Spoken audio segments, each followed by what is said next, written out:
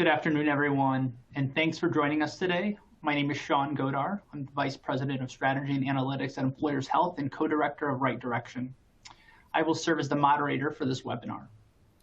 Before we begin, a few housekeeping items. You can rearrange your webinar console by minimizing the widgets, making them smaller or larger, and accessing new widgets at the bottom of your console. Currently, all attendees are in listen-only mode. Please use the Q&A function on the left-hand side of your console to submit any questions regarding the presentation, and we will address them. A copy of the presentation is available for download and can be found by clicking the paper clip at the bottom of your screen to open the resources widget. Watch for the recording to arrive via email tomorrow. Upon exiting the webinar, you will receive a survey to provide valuable feedback. We appreciate all attendee feedback to provide future education opportunities. Now, I'd like to turn it over to Darcy Gurudara, Director of the Center for Workplace Mental Health at the American Psychiatric Association Foundation and Co-Director of Right Direction. Great. Thank you so much, Sean, and welcome all. Really glad you're here. Now more than ever, we need to support young professionals. We know with the pandemic that rates of people experiencing anxiety and depression in the 18 to 29 age group is quite high and rising. So we really appreciate the opportunity to present on this topic today. Before I turn it over to our main presenter, I did want to just say a little bit about Right Direction. Right Direction is bringing this virtual town hall to you. It is a turnkey initiative that provides high-impact tools and strategies for organizations and employers, but also for individuals on raising depression awareness, encouraging help-seeking behavior, and improving workplace mental health for all. I did want to share that we provide resources on a number of different topics that employers have identified as important. This includes workplace mental health strategies, working remotely and mental health, burnout and the mental health connection, talking about mental health at work, something very important that we're going to hear more about during this panel discussion, recognizing signs of people who may be experiencing a mental health condition, and really building the business case and more. So lots of great resources. You'll see at the bottom of this slide, the web address for Right Direction is rightdirectionforme.com. So we really encourage everyone to visit that website.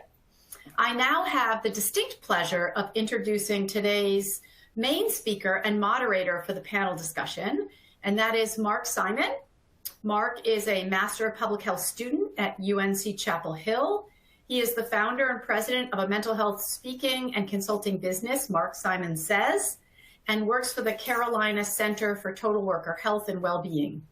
We had the great pleasure of having Mark as our summer 2022 intern with the APA Foundation Center for Workplace Mental Health.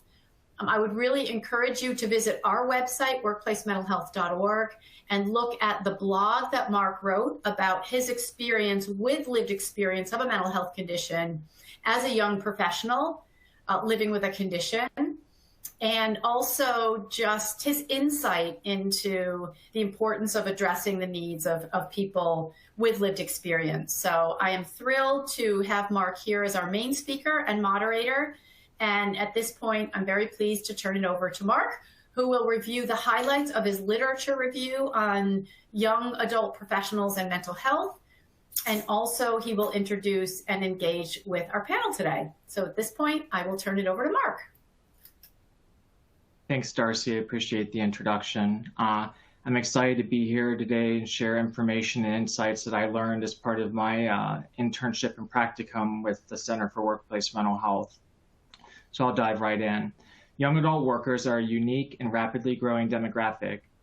People under the age of 26, or Gen Zers, now represent 30% of the total global population and are estimated to make up 27% of the workforce by 2025. This often overlooked population is now receiving a ton of attention as a driving force behind the Great Resignation, with the recent poll showing almost 65% of Gen Z workers are planning to quit their jobs this year. Now, there's some debate about the reason for this dramatic shift in the workforce, but new data suggests that one motivating factor could be young workers' desires for jobs to support their mental health. Excuse me. Everyone's mental health was impacted by the pandemic, but young adults were hit the hardest. Why is that? To get a better understanding of this public health and labor crisis, we'll need to take a step back and talk about the unique needs and experiences of young adults as they enter the workforce. The transition to adulthood is a time of considerable change. Young adults have a lot more flexibility and geographic mobility. It's also a time of changes in emotional regulation, perspectives shifting or taking form, developing identities, changes in current relationship dynamics, including new relationships being formed. Perhaps the most significant transition is entering the workforce. Recent graduates often take jobs for which they are overqualified, which unsurprisingly can lead to job dissatisfaction. Not to mention the significant debt that many young adults enter the workforce with, which isn't good for anyone's mental health. Once that job is secured and they begin a career, a whole new set of challenges arise. Lack of routine, new and unfamiliar job tasks, developing new professional networks, things like that. The game has changed, and the process of succeeding in the workforce looks completely different than succeeding in school. Academic institutions often provide very structured feedback, which is not always the case with a job. For many, losing that institutional structure can be debilitating. Young adults with psychiatric disabilities face additional barriers in the workplace. People with mental health conditions often exhibit interpersonal, affective, cognitive, and perceptual challenges. Mental illness is often unpredictable and episodic. Treatment for mental illness can cause disruptive physical, emotional, and cognitive side effects. Stigma is also a major challenge. Meaningful work provides psychological support to everyone, regardless of the challenges that we bring to the workplace. Employment facilitates social and economic participation in society and an overall sense of connectedness, which are essential to the mental health of both individuals and communities. Work is particularly important for young adults with a mental illness and can assist with overcoming mental health challenges and living in recovery. So, what does research tell us about how employers can support young adults? They can start by creating supportive workplace cultures. Positive aspects of a workplace culture include the ability to leave work at work and continuous learning. Good relationships with management, having an interesting job, and being able to work independently with clearly defined career advancement opportunities are also important. Job satisfaction is directly related to mental health, and job dissatisfaction can lead to depression, anxiety, and burnout. In addition to culture building, employers can take a look at policies and practices and realign them to facilitate successful newcomer adjustment during that first year of employment. Employers need to pay special attention to reducing the level of stressors that new hires experience and provide training on how to cope with stress effectively. Counseling, training, buddy systems, coaching, and social support networks could be beneficial. HR professionals can further develop recent graduate psychological capital through new hire orientation programs that span the entire first year.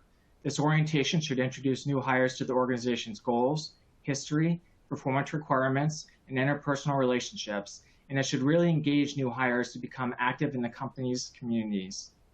Another idea is to help new hires get acclimated through a matching program. New hires could be matched with mentors who have higher psychological capital and who can demonstrate healthy workplace behaviors. Goal setting is another area where young adults need support. It's very easy for a person's career goals to become the standards against which they judge themselves, and not meeting those career goals can negatively impact job satisfaction or potentially lead to depression in young adults. Facilitating healthy goal setting in the workplace is key and should include offering advice and input on balancing aspirations with the actual means to accomplish them. Employers should help young adults work towards specific career goals that are both ambitious but also achievable, with a clear understanding of the path to that career goal. Managers are well positioned to support the mental health of their young adult direct reports. I spoke earlier about the valuable and frequent input that academic institutions provide, and there's definitely an opportunity for managers to provide the same level of job-relevant feedback that reinforces strengths, anchors behaviors, and draws attention to the areas requiring further development. Another important factor for early career professionals is workplace friendships. Research has shown that friends and the process of making friends is a pivotal component of the first-year experience. Workplace friendships allow for social activities outside of work, as well as a sounding board for life situations. Friendships lead to a greater sense of belonging, which in turn leads to greater job satisfaction. Research suggests that successful socialization and developing workplace friendships, both crucial to young adult worker mental health, requires physical proximity, particularly in the early stages. A major benefit of employment is the sense of community and shared identity, which can be difficult to create in a virtual environment. This is indeed a topic of great interest as organizations look at remote work, hybrid work, or a full return to the office. So I hope this brief overview of young adult worker mental health leaves you with some pearls of wisdom on what research tells us about the unique experiences and needs of this important demographic. As a reminder, the full literature review will be made available to all of you after the event. So, how are you going to stem the tide of the Great Resignation? By recruiting and retaining strong performers and supporting them during their transition to the workplace. How do you take advantage of the skills and energy that young adults bring to your teams? And how will you fight stigma in the workplace? Now that the wheels are turning, I'm excited to introduce the next segment of today's session, which is a panel of two amazing workplace mental health champions. Our first panelist is Rachel Hallstrom, who is the lead HR specialist in organizational and talent development at GE Aviation. Rachel is in the employee experience space and can truly say that she is where she wants to be. Her life and business experiences have shaped her perspectives and taught her the importance of creating a safe and inclusive workplace where people can bring their authentic selves to work and thrive. She's committed to this mission and approaches her work with an open and collaborative style. She lives in the San Francisco Bay Area and is a California native to her core. She loves the beach, yoga, running, and reading. A proud working mother to one rambunctious 3-year-old, Rachel serves on a leadership team for GE Aviation's Disability Advocacy Network. She's an advocate for workplace mental health and brings a unique perspective to the workplace as she lives with 2 unseen disabilities and is a caretaker for 2 individuals living with disabilities. Rachel, I'm so excited to learn from you today, as I also worked for GE for 4 years in my past business career, and I was fortunate to lead some mental health initiatives through their disability network. Our second panelist is Ali Rivera. Ali is a proud Latina and a strong advocate for equitable access to quality mental health supports for all individuals. For over 5 years, she has worked with local and national nonprofits to build and facilitate programs serving underrepresented populations. Most recently, she supported grant-making and partnerships at the Lucille Packard Foundation for Children's Health as a program associate. Since 2018, her interests have evolved within the public health communications and project management through her work with both the American Public Health Association's mental health section and Latinx Voices. Ali holds a BS, Bachelor of Science in Public Health Science, and will pursue an MPH, or a Master of Public Health, at Boston University this fall. Ali, it's been a pleasure working with you as a fellow, incoming governing counselor at the American Public Health Association, and I'm very excited to hear about your Master of Public Health journey, something that I too embarked on last year. So with those introductions, we're going to dive into some questions. My first question is for Rachel. Rachel, how does GE Aviation address recruitment and retention of early career professionals and young adults? Yeah, thanks so much, Mark. Really happy to be here and to talk a little bit about how we approach our recruiting for young professionals and early career adults. So I would say one place that we start, obviously, is our university programs. So when people are still in university, we have just robust teams that go out. We not only have people from HR that are involved in those teams, but we also have people from the business that partner with those teams to go out. And we make sure that we are really targeting specific colleges that we want, not just your Ivy League colleges, but also many colleges with lots of diversity to them. And as well as we are connected to the different offices in those colleges. For example, whether it be a disabilities office, a veterans office, minorities office, office for women, to make sure that we are also advertising our positions and advancing so that we can advance for those particular populations. And then also that helps with our early career professionals, because sometimes people that have graduated from those universities are going to be able to go to those different offices and they still keep in touch with those places.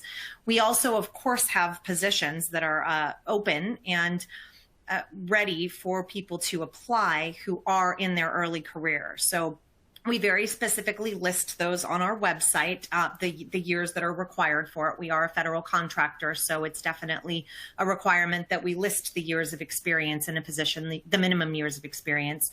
So you would see like those for the early career professionals, you would see probably that 0 to 2, 3 year experience. And then there would be a 2 to 5, and then usually 5+ and 10+ as you continue to go up.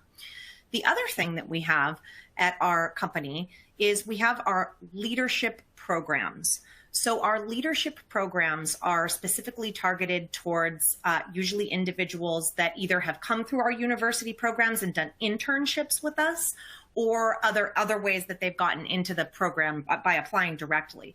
And our leadership programs are really awesome. I love them because young career professionals have an opportunity to come into the company and do rotations in a specific part of the business. So let's give an example. If your specialty was engineering, what you'll be able to do is come in that leadership program, and over the course of 2 years, you'll be able to do different rotations with the business in different parts of engineering. And they have those leadership programs for all different facets of our business and our sub-businesses. So if you're an engineer, there's something for you.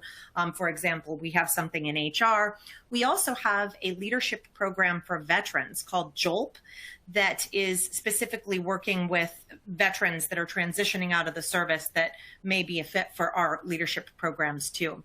So those are a lot of the avenues that we work with. We also make sure that we're connected with major diversity recruiting organizations, such as the National Society for Black Engineers, Society for Hispanic Engineering Professionals, SWE, Women's Network, which is the Society for Women Engineers. And then also we're connected with an organization called Disability In, which would be the same type of organization that like those other organizations. And of course, those are not just recruiting specific organizations, but they do have, all of them have very robust recruiting arms to them where we can attend conferences, specifically engage in live conversations with people that we might want to hire, and potentially even be able to make offers very quickly after the conference, if not making offers right there at the conference. So we have many, many different avenues. I'm proud of what we do. And then one last thing I'll say, it may come up in a couple other questions, is we do have our DAN network, which is our Disability Advocacy Network. And that becomes really important once people are onboarded. But we also do go through our DAN network to make sure that maybe people from our DAN network are referring people to the company from their personal networks. Thanks so much for sharing. It really sounds like GE Aviation is leading the way in the recruitment and retention of those early career professionals. So the rest of my questions are for both of you, so I'd love to hear both of your perspectives, but I'll kind of popcorn around as far as who would answer first. So Allie, next question is, how can employers best support employee mental health and well-being in the workplace? Yeah, so I'm so happy to be here, and I'm very proud to be on this panel with Rachel and with yourself, Mark, especially because I think I'm going to be sharing, and this is more of a preface for our audience here, is that my responses are going to be more kind of be from my personal experience and not necessarily solely based in data, as you've already shared, because I think you gave a really good overview of what there is out there in your lit review and in your presentation. So just mentioning that is where my perspective will come in key here.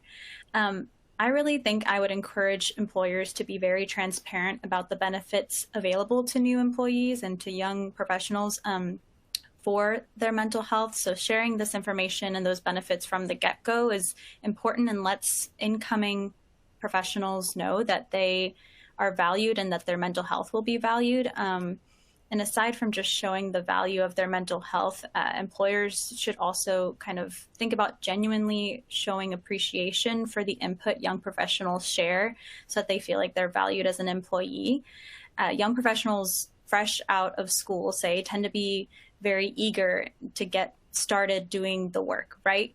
They've learned what they needed to learn and have been preparing for, 16 plus years of education, and they're ready to just do what they've been geared up to do. And with this eagerness, it could easily dissipate if it's not really nurtured from an employer or from the managerial perspective.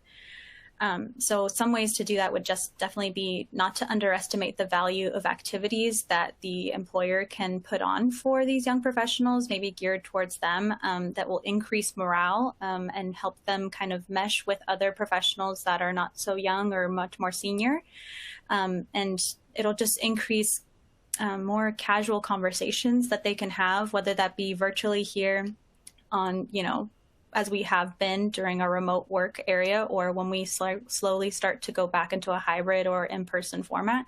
So not underestimating the value of those kind of activities, whether they be, little virtual happy hours or virtual office hours where people can just talk and they're like around as if they're talking in the cafeteria or in the kitchen in their offices. So just fostering those kind of opportunities. And then also I would encourage employers and how they can best support the mental health and well-being of the workplace is making changes. When they decide to make changes at an organizational level, it's important to include the input of the employees that will be affected the most by this organizational restructuring. I think that I've seen instances in previous organizations where they're just going to give you a 2 months notice on, hey, you're going to be moved to a new department. And I think it should work out for X, Y, and Z.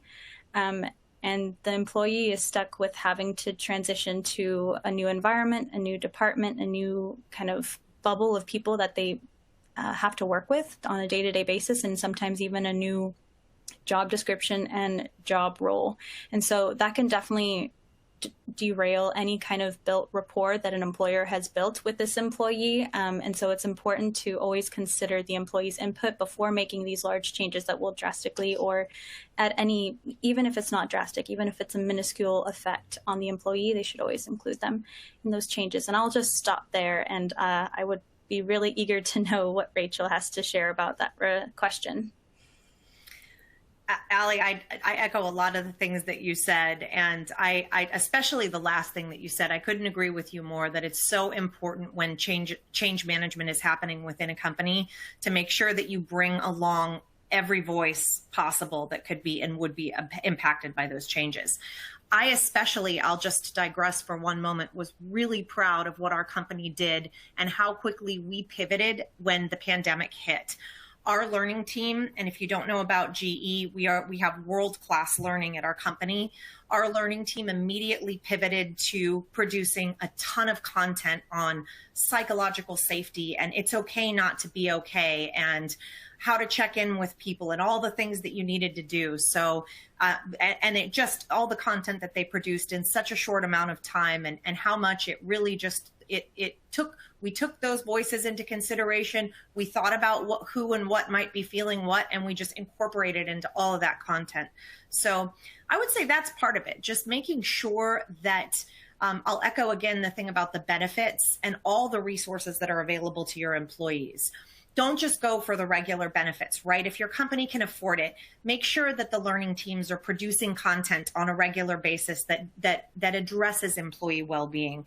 Also, there are many great resources that you can probably get for a pretty good cost that employees can have as a perk. Like, we have these different tools where you can go in and log in on an app and it'll help you track how your mental health is doing. We have a care program, which is different than our EAP program, and I'll talk about that in a minute, but a care program where it's like this little, it's a whole service that they offer where if you are caring for somebody that has disabilities, or you have a senior or elder or child care needs, or whatever it is that you need, this care program will help. They have people ready to take your calls, to search for you, to provide you resources in your area, which is a huge thing, which takes a lot of burden off of people's plate. And then, of course, having a robust EAP program, which is Employee Assistance Program, right? So you want to make sure that those mental health services are available to anybody that anybody that needs them. Make sure that you've got a well-established EAP program with trained counselors online, and that offers a lot of the additional resources that people might need that wouldn't necessarily be that your internal team would be able to provide. And I also think that the manager role is so important, and making sure that your leaders and managers are trained and understand just the importance of the relationship with their employees. Make sure there's a robust accommodations process in place, and that your managers are also ready and equipped to handle those conversations when they might come up, especially when it comes to mental health. Those conversations are not always easy conversations, but if your manager has a toolkit that they can go to somewhere, or you're frequently and regularly training your managers how to handle these sensitive conversations, they'll be far more equipped when their employees come to them with these specific needs and accommodations to have a compassionate, honest conversation, and also be armed with the resources to help that employee to get what they need. Thanks so much to both of you. I had thoughts of what I could add if it wasn't, we need to film, but I couldn't add anything. You both gave such thorough answers. Thank you. So, Rachel, I'll go to you for the next question. Just to kick things off, what is most helpful and easy in the transition and navigating the workplace for young adults as they transition into the workplace when it comes to mental health and well-being? Sure. And again, I will reiterate the importance of a people leader, and making sure that your people leaders are trained adequately in psychological safety and well-being for your employees is so critical and so important. They will be, at the end of the day, probably that first point of contact, that last point of contact. So just that care to make sure that your leaders know what to do, are equipped, and are able to address an onboarding situation and beyond. In addition to that, I think having a robust onboarding program is really great. Assigning buddies if you can, looking into a buddy system, because sometimes the leader is not always able to take all of their time with somebody. So that buddy is going to serve as somebody that's really important, and making sure that you are connecting your employees with all the resources at the company available to them as quickly as possible. And that really comes in making sure that you have a good, solid onboarding program, because many companies, and especially companies that are large, will have a ton of resources, and it can feel overwhelming. So making sure that those resources are available in that onboarding, whatever that onboarding process is, and then getting your employees connected. If you have a disability network when it comes to mental health, that's oftentimes, or special mental health programs and the EAP assistance, that's something that you want to make sure you highlight as part of all of those onboarding services. So you want to make sure you highlight each of those networks or associations that people can go to, and encourage them and give them time to sign up, to maybe take some courses or classes, to meet somebody in a network that means something to them. And that helps people to really get off to a good start. Thank you. So, Allie. That's very insightful. Allie? Yeah, no, I think I'm going to add a little bit to what you've already said. And I know that this was something in Mark's lit review about the buddy system, or the friendship, or the matching of the mentors. So at the Lucille Packard Foundation for Children's Health, when I was starting and onboarding fresh out of college, they had, and they still have, this program. It's called a Foundation Friend. And so having this designated friend upon start was really helpful, because it, one, got you out of your immediate department bubble. I was, and every other person is also encouraged, and not just encouraged, they're assigned someone from outside their department, in a different department. And, for me, that was especially important, because our department was just grant giving and partnerships, and 90% of the foundation was development and fundraising. So it helped me not only just get acquainted with other people outside my department, but also learn different skills, or learn from their experiences and how the organization is run in other parts. And so it gives you a much more wider breadth of information on what the organization can offer. And it was just also important to just have simple coffee breaks, on the foundation's dime. That makes it more less of a barrier for the foundation friend and the incoming professional to meet and to get to know each other on a more, personal basis. And so I think it was very important for me as an incoming young professional to experience that. I will just preface that these kind of foundation friend or kind of friendship matching things should also be beneficial to the person who's more senior in that friendship. A lot of times, it could be an extra task on their to-do list to kind of walk through or orient a new person when it's not necessarily, their day-to-day job description, right? So you need to make sure that this is something that's going to benefit the person who's already at the foundation or at the organization so that they feel supported in their own mental health as well, or else the program may lose its luster. To address the rest of your question, most young adults are going from school to the workforce. And so for students transitioning, I think it's important to take the time to train them with clear directions and not in an overwhelming way. And so what I mean is training them in little bursts, like 45 minutes here, 45 minutes there, something that's more digestible, and that they have a clear direction and clear on who they can go to if they have questions for this particular task on their new job description. And aside from that, I think it's a lot of young professionals transitioning into the workforce. They don't really know how to access all the resources. So even though if you're offering all these great benefits for mental health and EAP programs, sometimes they just can be shy to use them, or may kind of brush it under the rug and just like, oh, I'm not that bad yet. Like my mental stability, I can hang in, I'm resilient. And sometimes it takes someone in the organization to just let them know, like, you do not have to be resilient. If there is an issue, then there are these things. And if you need me to walk you through how to, like, here is the number and we can set up a meeting and I can help be that facilitator. Like, I won't, just something to really ease that process and that young professionals so that they're supported. I know it sounds a little bit like hand-holding, but sometimes, at least just for that first time, is really important and can make a big difference in someone's experience. I really love that, Allie. I think that's so important. And whether it's a peer that they're connected with or an HR partner, especially, sometimes maybe a manager or a peer might want to make sure that they get somebody from HR involved if they're not so comfortable with it. But really, I love what you said about you might be able to do this, but you don't have to do this. And here's the resources that we have. Because how many times do we want to cover and put on that strong face and say that everything's going okay for those of us that might suffer from mental health problems, and it's falling apart on the inside. So I really love that you pointed that out. Thank you. I echo that. Thank you for both of you for your responses. Allie, I'll go to you first for the next question. How is your employee experience influenced by your intersecting identities when it comes to mental health and well-being? Yeah, I really wanted to, and I'll point out that I didn't write out so much because I feel like it's a very emotional kind of response you can have with just the baggage that you bring to the office, and everyone has baggage. I think that should be something very clearly set. Like, don't think it's just you and that you're alone and isolated in this experience, because everyone does, and everyone has intersecting identities.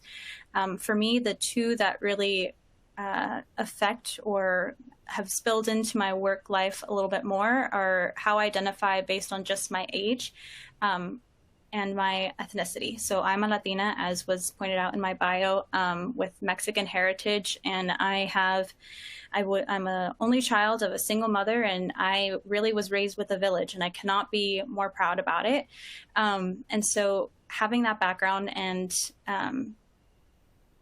going into a workplace where it's would like say 85% are white individuals, it's just a different culture shock. And also seeing where others who may also be Latina or Latino in the organization, and them being all at the more associate or junior level positions, can kind of wane on someone's mental health and idea of, oh, can I really move up the ladder here? It may not be how they advertise it, but it's just something that you can tell, and it's a tone that's set when you see these positions and the background that they hold as individuals. And so that is more of that side. But for the age portion, I've usually the youngest in the room or the youngest on the team or youngest in the conversation. And so it's even starting at the foundation, I told everyone this is my first big girl job. And even though I'm casual about it, I think it really affected, how I felt my input was valued sometimes. I felt like my team was super strong and incredibly supportive, and that's what I needed as a young professional. I needed someone to be my moms at work and tell you you can do this. So you want that promotion? I'm going to get it for you. You need someone to really be on your side as a more young professional and among other people who have much more experience. And also coming in as a young professional, sometimes you're in a more junior position, and that may mean non-exempt, right? And you have to fill out a timesheet. And yes, the perks are overtime, but sometimes overtime isn't always encouraged necessarily. And so you're like, yay, I have overtime. And yet I don't feel like I can use it all the time or as much as I think I could. And so that kind of goes back to that resilience of oh, I'll make up for it later, or I'll just, adjust on Friday. I'll work a little less hours and do makeup work instead of overtime. Right. And so I'm sorry if that was a little all over the place, but that was just more of saying that non-exempt and exempt can sometimes be tied to someone's age or their seniority, or even as a young professional or a more senior professional. And so that can also have effect on someone's morale and on someone's mental health in the workplace. Thank you. Those are both very powerful messages that I'm sure many in our audience can relate to. Rachel, do you have anything to add? Sure. Yeah, I'll just say that intersectionality definitely impacts me. I myself have 2 unseen disabilities. I have major depression. I actually have a medical condition that causes major depression, and so it will not go away. It will always come back because that's part of what I have. And then I have ADHD, and I manage both of those with doctors and professionals and therapists and things like that. I am female. I am a woman, and I am also, like I said, a working mom and a caretaker to 2 people that have disabilities at home. So I have my aging father, and then I have my child as well. And I actually didn't catch in the bio that I gave you, Mark, that my rambunctious 3-year-old is now a rambunctious 6-year-old. So she's just recently been diagnosed with ADHD and oppositional defiant, which is, it's a challenge. I'm not going to lie. And I would say the biggest piece of the intersectionality, though, that affects me at the workplace is still taking on those traditional gender roles in my marriage. I have a female male marriage to a man, and I would be lying to you if I said that my husband's he's a great person, but I think he still has a lot of learning to do on how much that he could pitch in. So I'm not to say that he doesn't, but I have still taken on things like the second shift. And then I have that intersectionality of feeling like I have to do everything at home and then feeling like I have to do everything at work at the same time. And as a person that suffers from very, very severe mental health flare-ups frequently, sometimes it's bone crushing. So I'm going to share one thing, which was a piece of hope that was given to me that has really changed my life and my career.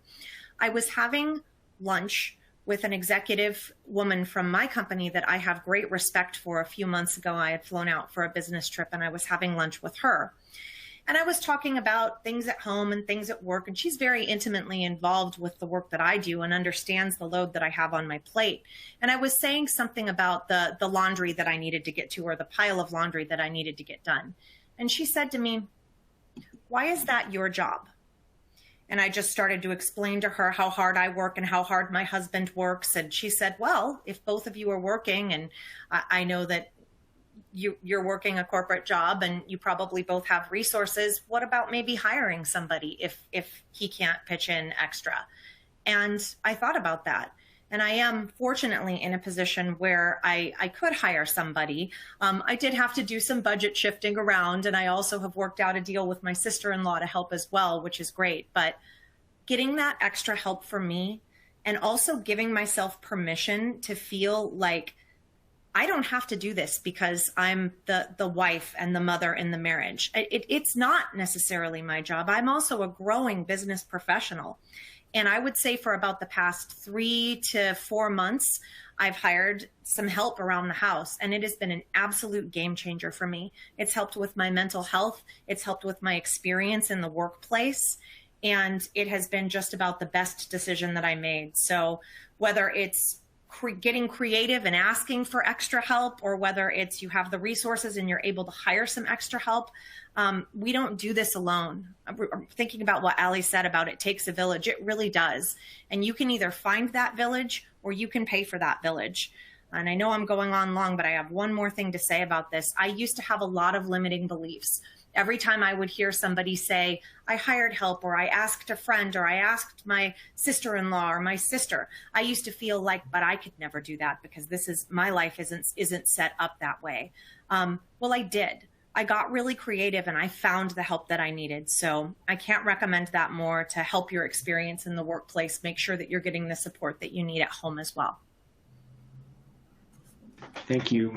Both great responses. This is one of my favorite questions because I'm very interested in the topic of intersectionality. And if companies do a good job of creating that inclusive culture where people do bring their full selves to work, then naturally they're going to bring their identities. And I think it's important to listen to and understand what people are bringing to the workplace.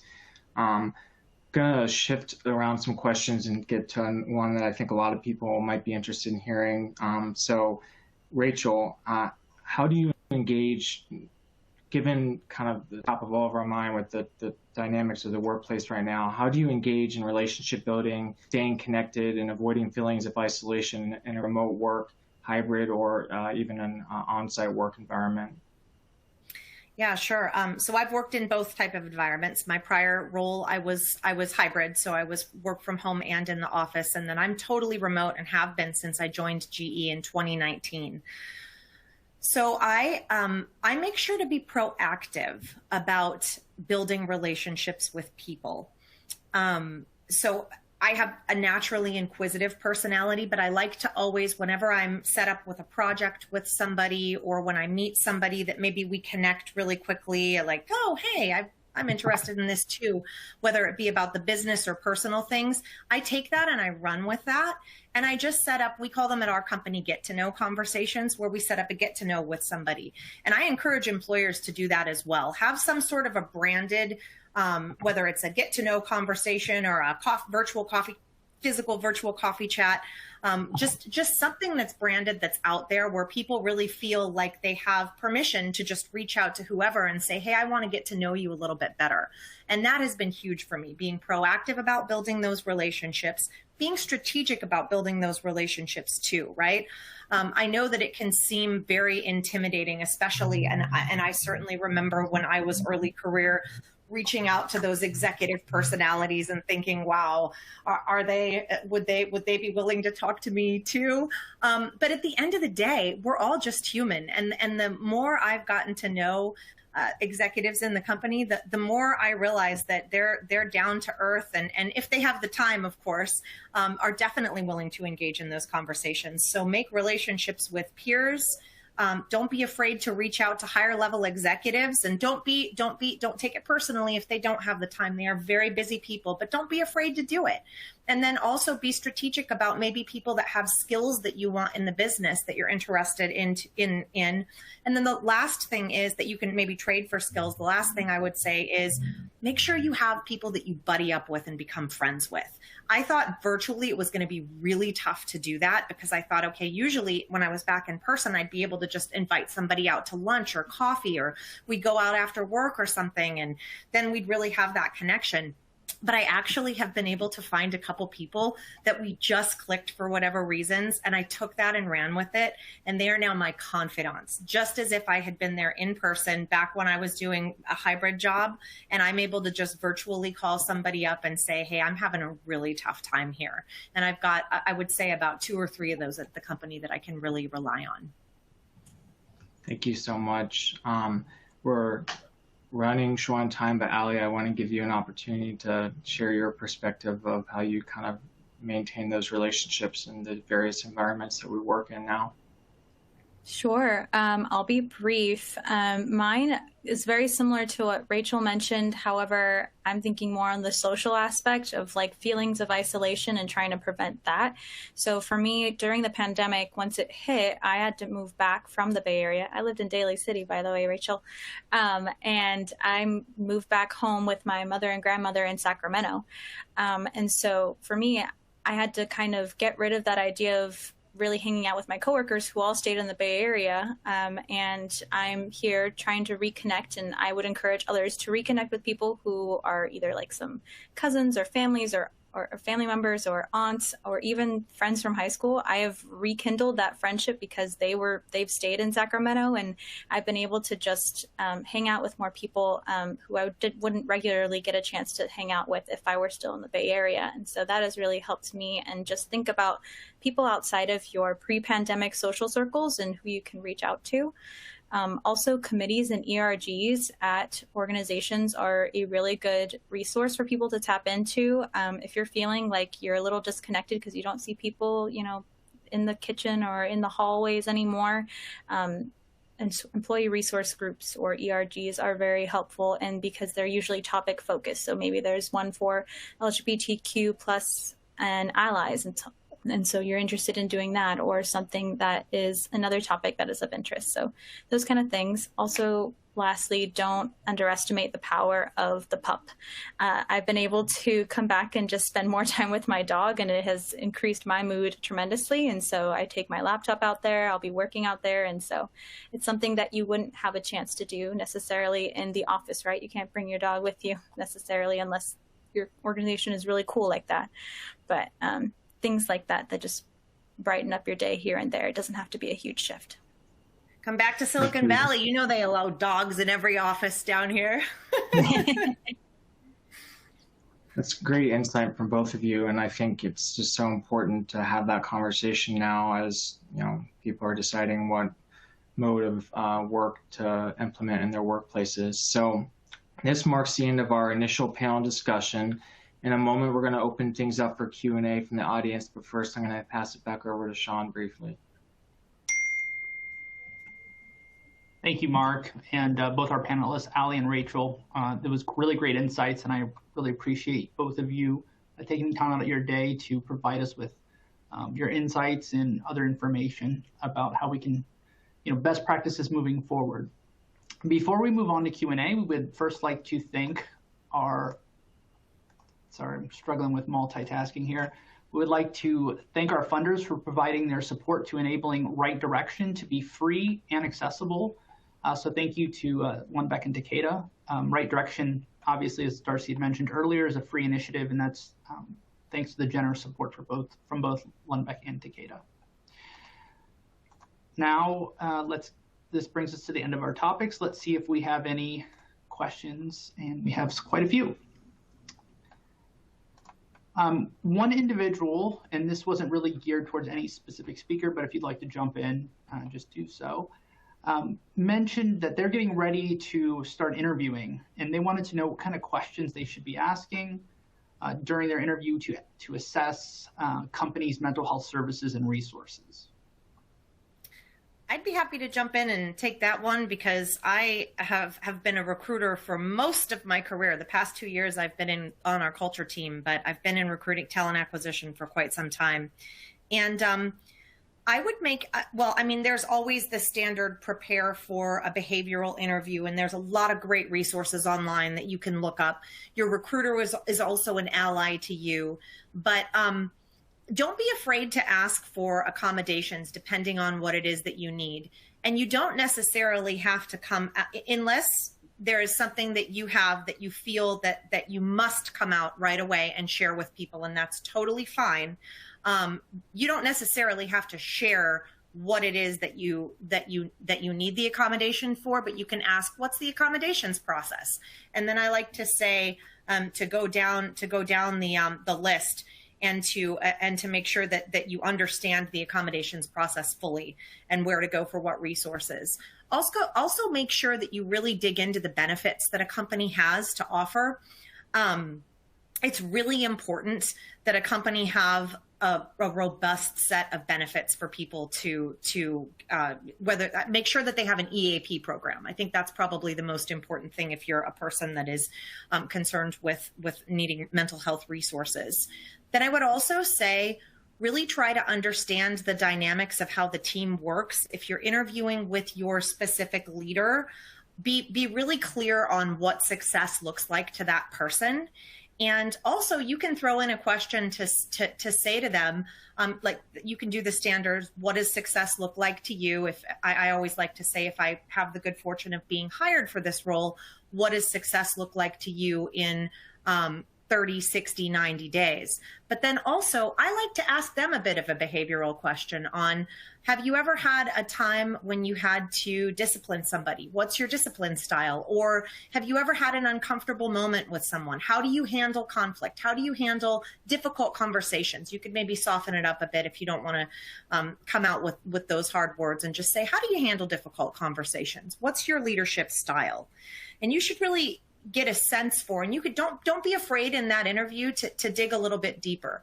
You don't want to ask so many questions. Usually at the end of the interview, they leave time for questions. You don't want to ask so many questions that it goes way over, but you do want to make sure that you have a couple really important questions that are important to you. So make sure you're clear on benefits, really get a good idea of how that leader leads and what the dynamics of that team are. And then don't be afraid to dig a little bit more if there's something more that you need to know about that.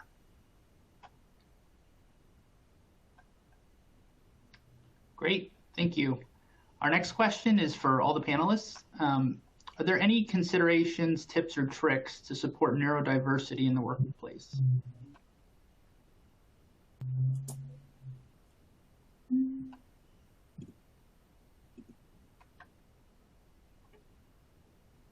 I'm not sure if you have something readily on the top of your head, Rachel. Yeah, I could take that one. Wanted to give other people an opportunity, but I guess there's from the employer perspective and then the employee perspective, right? So there are actually a lot of different neurodiversity programs. I'll talk from the employer's perspective because that's what I know, that can be offered to people. So we currently are in the process of working with Disability In, who is a fantastic resource. I cannot recommend them enough to start getting partnered with Disability In, because they can connect employers and individuals with disability with different employers that have resources for neurodiversity in the workplace. And we're starting to work with them and also independently to stand up a neurodiversity program of our own. So there's quite a bit that can be done. There are different internship programs that could potentially be built. There's neurodiversity resources and trainings that can be offered in the workplace. But I would say whether you're an employer looking to do it or whether you're an individual with a disability and you want to know which employers are doing this kind of a thing, Disability In, formerly USBLN, but just if you type Disability In and look them up, they'll come right up. They're a fantastic resource of how employers are doing it in the best in class ways they're out there, and the best companies that are best in class for neurodiversity programs. I thought I'd chime in here. I know I'm technically the moderator, but just speaking from my experience working at both GE and the Gap, I really want to emphasize the importance of storytelling. At both GE and Gap, I was given a platform to share my full story about navigating the workplace with mental health disability.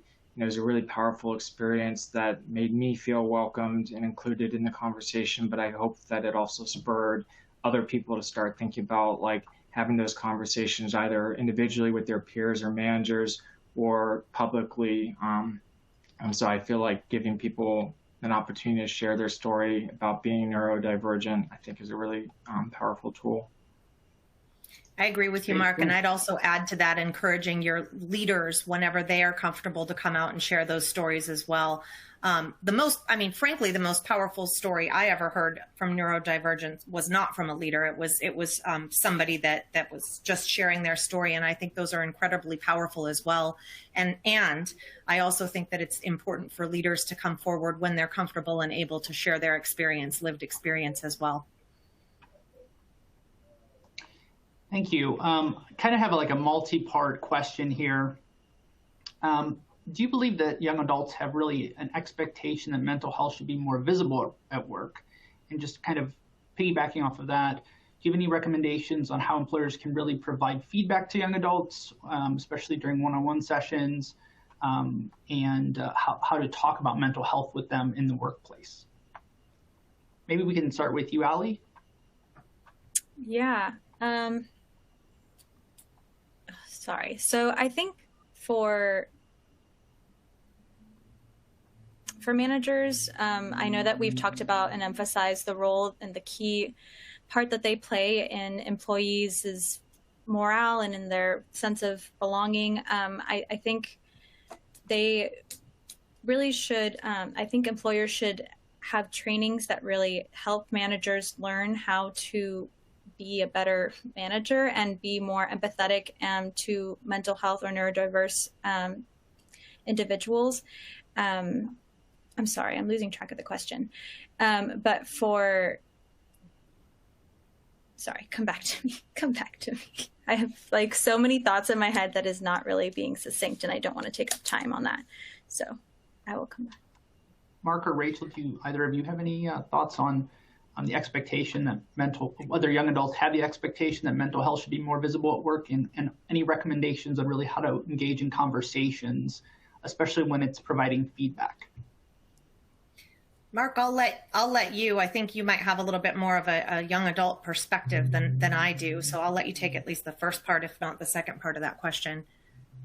I'm aging out of the young adults category, but I still think I can fit into that for answering this question. I do think there is increasingly an expectation of young adults, particularly people coming out of school, to be able to have conversations about mental health with their employers. And I think what that means is like employers could need to find ways to train managers, because I think it's unfair to expect someone with no mental health training to maybe be comfortable having those kinds of conversations, but definitely exploring opportunities out there, partnering with organizations, many of which are on this call, with finding ways to train managers how to have those conversations, how to support someone with a mental health condition, because there's obviously like safety considerations and also just like diversity and inclusion considerations.